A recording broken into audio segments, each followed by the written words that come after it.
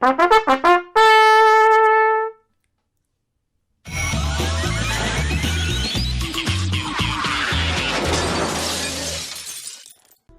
everybody, it's WillBits, and the most thankful time of the year is once again upon us. That is, of course, hunting season. No, it's the Thanksgiving event, and we have Hunter, Bender, and some amazingly adorable chickens and turkeys. Let's look at it. Let's just jump in. Let's see some stuff. There's some similarities to the Slurm event, and there's some new stuff too. Bender, speak to me. Gather round, meatbags. I cordially invite you to join me for an amazing Thanksgiving dinner, the likes of which you've never tasted before. Finally, a delicious Thanksgiving dinner. Delicious? Is that a word humans apply to food? Not yours. Alright, have Bender announce the feast. That'll take just a moment.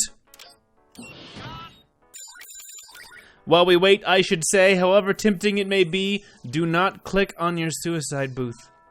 Wait for it. Wait for it! I can't wait for Thanksgiving dinner. What's on the menu? Stuffing? Cranberry sauce? Pumpkin pie?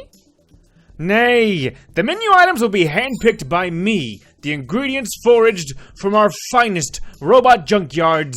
God, that doesn't sound too appetizing. You'll be singing a different tune when you taste my robot ratatouille made with a medley of chemicals banned by the FDA.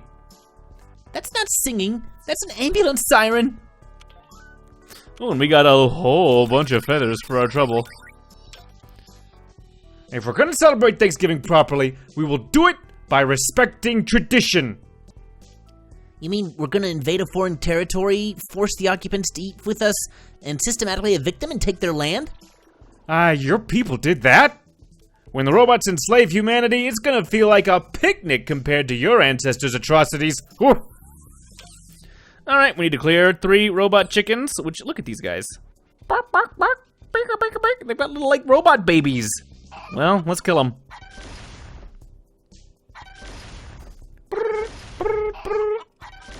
Beautiful. Just like your Grunkalunkas, just like your Incubots.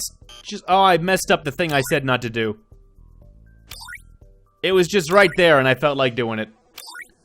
I cannot deny my impulse to tap. Curses! Well, don't do what I did, and I'll show you why in just a minute. Because the other thing to do is to build the Pine Barrens Hunt Club. We're gonna place it down here in our new territory that we got earlier. Ooh, start to fill that up. We can even tick off a few of these other buildings. And now that I've placed the club, I can actually go look at our... our main goal for this section here is Hunter Bender. He's gonna require 300 of the feathers, which you get all over the dang place. They drop from the chickens, they drop from the robot super turkeys, more on that later. And of course, you get them just from running the new space missions, of which there are many, and they are going to feel very familiar to our Slurm event. But in addition to that, we also have to get 10, they call them a stack tie? A stock tie? They called it a stock tie. I think it's a cravat. It looks like a cravat, not a stock, I don't know. Maybe that's the term for when a jockey is wearing it. But we have a hunting cap, which we also have to get 10 of, and you can send Scruffy, Bender, and the Professor to all go collect all of these things, of course, as usual. Kif and Fry can go collect the breeches. And mostly the suicide booth is our primary source for the cravats, which is why I feel bad that I clicked on it, because I knew that was coming, and I messed it up anyway. Learn from me. Learn from my mistakes. Be better than I was. Alright, our missions are all here on the Oath. Cold Turkey, and again, this first mission has a recommended level of 5. It's going to keep going up through all these missions. I believe it's 5, 10, 15, 20, 25, and then again, mission 10 is going to be a level 30 required map. I didn't talk too much about the strategies for level 30, but you're going to be able to skip it if you still haven't gotten level 30 characters yet. It's something you probably want to consider doing sooner than later, it's pretty clear that the Slarm event was kind of a test run for the sorts of things we're going to be doing through the events. But also, you might notice that these maps, once again, are very small, and not only do they give us a whole bunch of career chips, once again, but the items we're collecting, the cravats, the caps, and the breeches, are here on every map as extra collectibles that we get to just pick up. Across the first 5 maps, you will actually get one of each item in each map, meaning that of the 10 items you have to collect, the first 5 you're going to get for free just by doing the space missions that you probably need to be doing anyway. They're going to be a primary source of feathers, they're a great source of career chips, and honestly at this point you should have at least a team of level 25, 26s who will be able to handle those first 5 maps relatively easily. Now, the stuff for level 30, that's going to be a whole different set of strategy. It is optional. If you can't do it, don't freak out. But we're going to talk about that in just a bit. Overall, you're going to be able to just blaze through these levels, pick up a bunch of cheap and easy feathers, and especially through the first 4 maps, like, it's really just a matter of, do you have enough fuel to do it? It will not take you that long to pick up these items and just kind of cruise on through. The sooner you do that, the better, because you're going to be able to just expedite getting Bender. He's pretty easy, it seems. So map grind, gonna be the first thing you do. That's gonna take you probably a day or 2, to be honest, just to run all of those maps, even along the easy paths, just because it takes that long to get the fuel. But it's not difficult. It's actually pretty relaxing, and it's really great that they actually are giving us so many career chips, so we don't feel like we're losing out on character progression. Bender will need those items, plus about 300 feathers, and the other character that we'll be getting this week, who's actually not the premium, we'll talk about her in just a minute. If you go over to the tab, Butcherbot is not immediately apparent. He's a robot. He is just 500 feathers. If you get 500 feathers, as far as I can tell, you just get him. You just put it down. I don't know if there's any further unlocks. I'm hoping that it is literally just grind these feathers. Congrats on your Butcher, who, by the way, is a really minor character. Actually, when I first saw this character, I wasn't completely convinced that he wasn't an original character. And Googling around, I didn't even find that much stuff about him. He doesn't even have entries on the wikis yet. But I sussed out that he's in 31st Century Fox, and he has about 1 line of dialogue.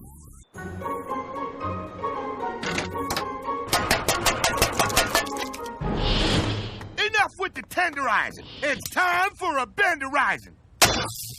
Hey, you people can't just burst in like that and cut off my hand. You gotta take a number.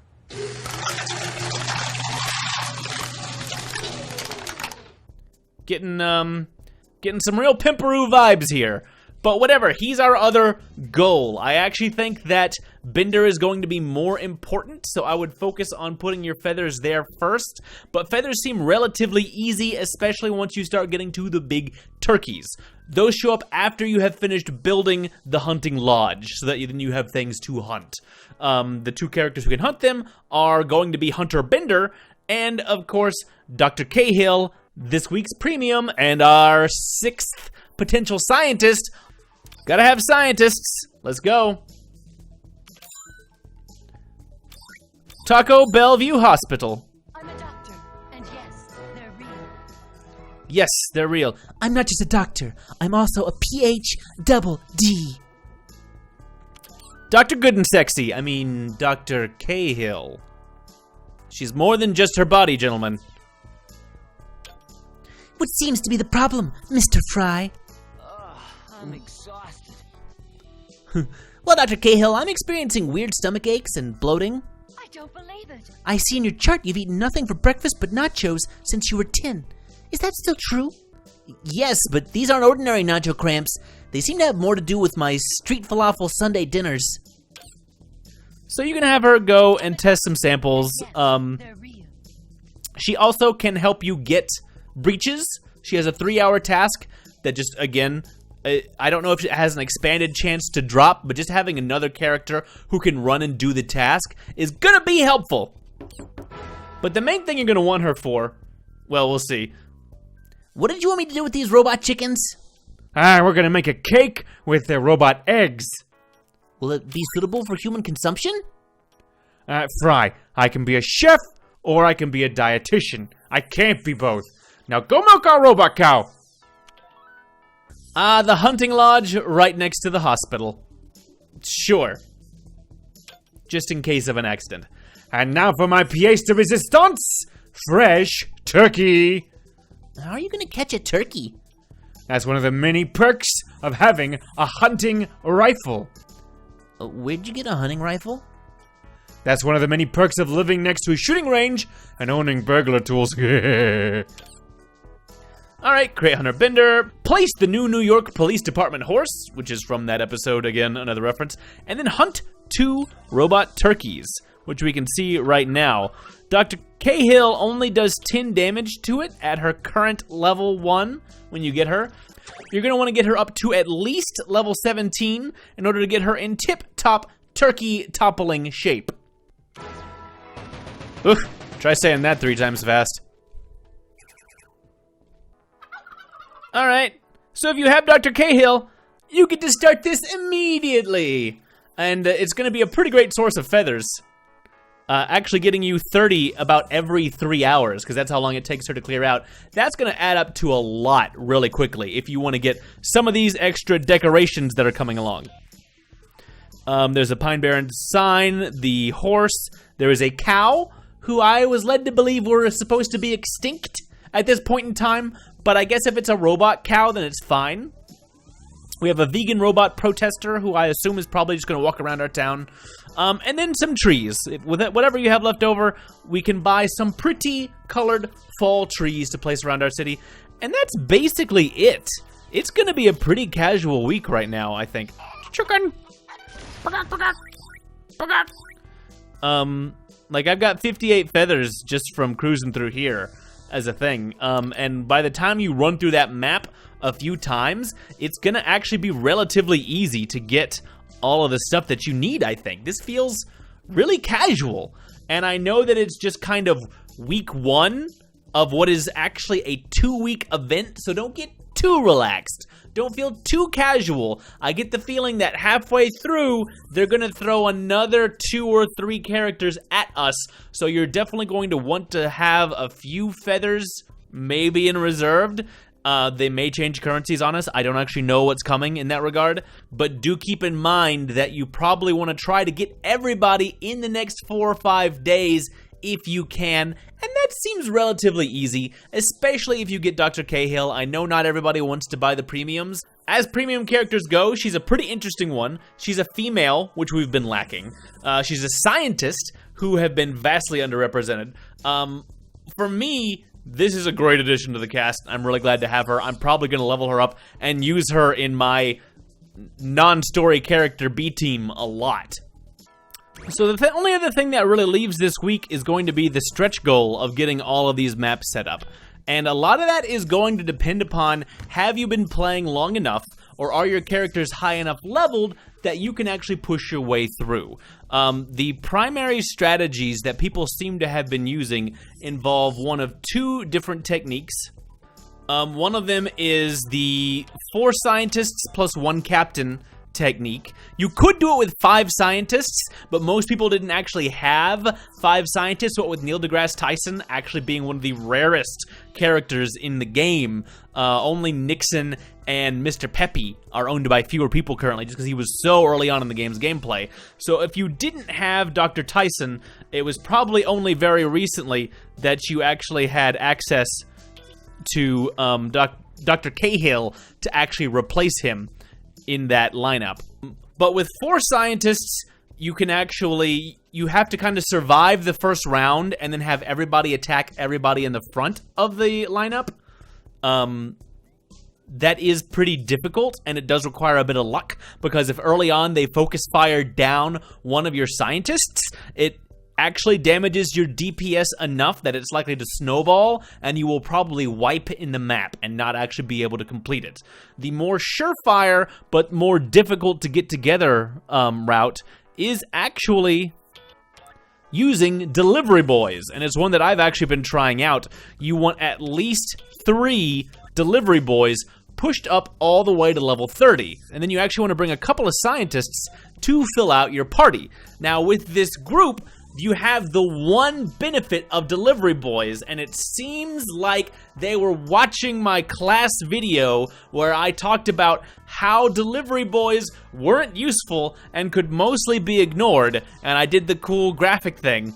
And the developer was like, oh yeah, I'll show you. And suddenly robots were useful in Robot Hell, then influencers became useful in Robot Hell, and now we've had 2 events in a row where suddenly delivery boys have been given a chance to shine. Because with 3 delivery boys, you can basically target one of the backline characters, get 3 shots off on them first before they've had a chance to attack, and eliminate one of the characters. That alone seems to be enough to break their DPS to give you a huge advantage in actually clearing out those maps. So if you have been leveling delivery boys, or if you just have a wealth of chips, 3 delivery boys is actually exceptionally strong for the level 30 challenge maps. If you don't have them, slightly more difficult and still very viable is going to be 4 or 5 scientists plus a subclass to kind of support their DPS. It requires a little more luck, but I think it still wins more often than it doesn't as a strategy to get through. There may be other viable strategies, of course, but I find that generally you want more offensive strategies because the characters start hitting so hard that robots, and especially after their nerf, and influencers simply cannot defense you up fast enough to heal through the damage, and they end up being a huge liability because your damage is so low. But for the most part, this seems like a really, really easy week. I'm curious where it's going to lead, in that this is clearly not just the 1-week event. It's going to be leading into something, and I wonder what Bender is going to cook and make, and if it's going to be a big turkey boss and we're going to have to fight it, or something. Or if it's just going to be something else entirely. I don't know. Your guess is as good as mine. What do you think is coming next week, if anything? And what do you think about this so far? Is this fun? Does this look easy? Was the Slurm event easy? I know that some people could not get Bev and could not get... I should actually show it off. Oh, I've got her back here. She's actually hidden back behind the really fancy buildings.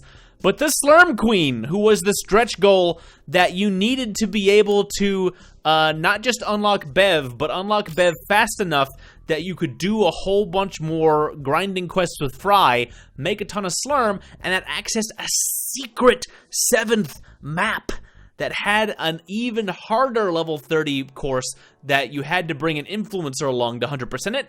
I didn't even do that. That gets really hard when an influencer becomes one of your characters. You either have to delivery boy it or science it. I don't know what you actually do to clear that map. I know some people pulled it off. It is possible. My characters weren't high enough level to do it, so I didn't. But there was an easy path you could click along, and if you did that once, you got the Slurm Queen restored. And she's just kind of crammed in the corner here because I haven't even organized my stuff, but she munches her berries and excretes horrific amounts of Slurm over and over and over again. So, almost forgot to talk about that. This feels like they liked the way the Slurm event went. I like the course of it where it feels a little more open to casual players, in that, like, getting the main characters is relatively easy, while there are still stretch goals to keep those of us who are further along more advanced. And again, if you've just started playing the game, you've only been playing it recently, if you only have characters who are level 15, who are level 20, who are level 25, don't worry about all the maps. You're going to have a little bit of a harder time, but just go to whichever map you can easily handle and just grind that for the feathers that you need, and you'll still be able to get all of the characters. It feels like it's been balanced and tuned really well to enable you to do that, and that's what I want to see in an event. I want everybody to be included. I want as many people to get as many of the characters as they can, because that's like the whole point.